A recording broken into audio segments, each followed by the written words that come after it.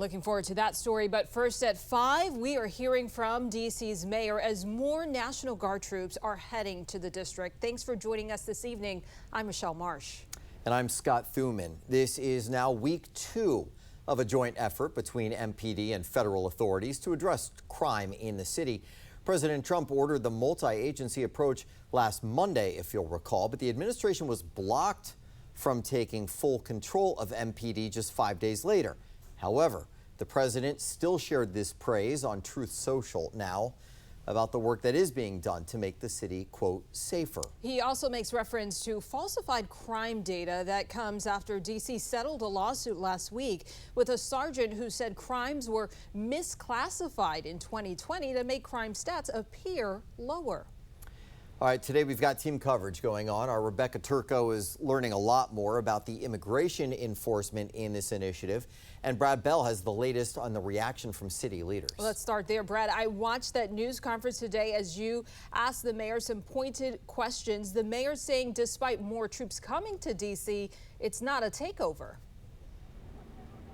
Yeah, no, she says, look, it is not a takeover. And specifically, she was talking about control of the Metropolitan Police. And she says that still rests with her and with the chief of police. But she says she has no control, admits she has no control over the D.C. National Guard, which is now standing watch here in front of Union Station where I am. There are 4 armored vehicles here, about a dozen soldiers. And we have just learned a little while ago that more soldiers are coming. 3 states over the weekend announced that they were sending troops. Now the governor of Mississippi says they're sending about 200 soldiers, saying that the crime here is out of control and something needs to be done to combat it.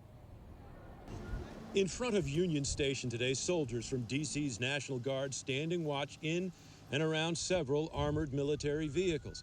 The White House stressing that they are not making arrests, quote, at this time, but, quote, may be armed, consistent with their mission and training. Today, none of these soldiers appeared to be carrying a weapon. Passers-by taking pictures, some posing with the soldiers. Everyone we speak to, however, questioning the need for their presence. Growing up here my whole life, I've never felt particularly unsafe. I do hear and understand when people do express that they've had their concerns, carjackings or whatnot, but I definitely think there's just other solutions other than a fear-based solution like this. The Trump administration seeing it very differently, with Attorney General Pam Bondi and FBI Director Kash Patel both reporting on X a surge in arrests over the weekend, with a total of 380 since the federal operation began. D.C.'s police union also reporting week-to-week drops in several categories of crime. And that military presence will now be growing, with the governors of West Virginia, Ohio, and South Carolina announcing over the weekend that they're sending as many as 750 more Guard members to D.C. Anytime you have a surge of officers, I would expect that you have some results. But her opinion of the president's actions hasn't changed. While stressing that she, too, wants to combat violent crime, she says D.C. is safer than it's been in years, and the situation on the streets does not warrant a takeover or military presence. You know the facts on the ground don't support this. You know that. And the question is really not for us. It's for why the military would be deployed in an American city to police Americans. That's the question. Yeah, and of course the answer to that question coming from the White House and from these governors that are sending troops here is because they believe it will help reduce the crime situation here. Now, as for what's going on, look, it is calm. Soldiers are out here. People are coming by. Some of them are making comments.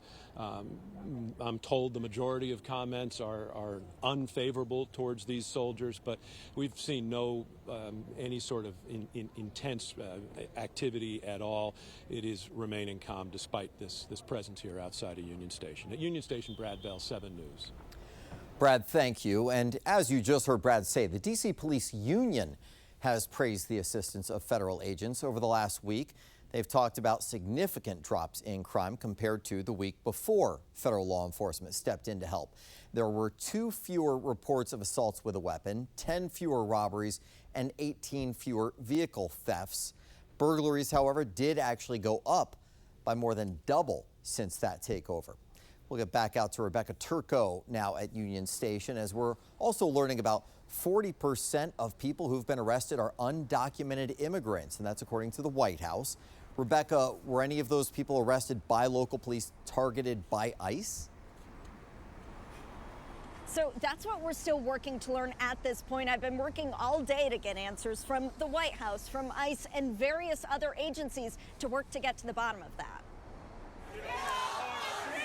We're learning more about the 380 plus arrests made in D.C. since August 7th, when more federal agents started coming in. A White House official says more than 160 of the people arrested are undocumented, including suspected gang members and those with other charges like assault and kidnapping. But how many of those people were arrested just on their immigration status? The White House wouldn't clarify, and ICE never got back to me.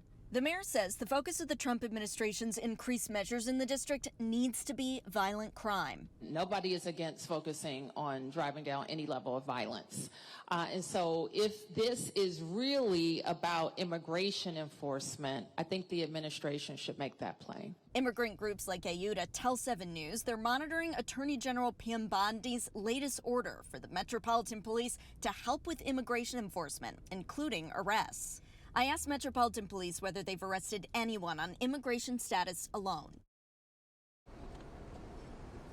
Now, the police department ultimately looped me to the mayor's office, which I'm still waiting to hear back from tonight. And we're also waiting on more guidance from the courts in light of all of this as it relates to policy implementation at MPD, as well as structure of command in light of everything.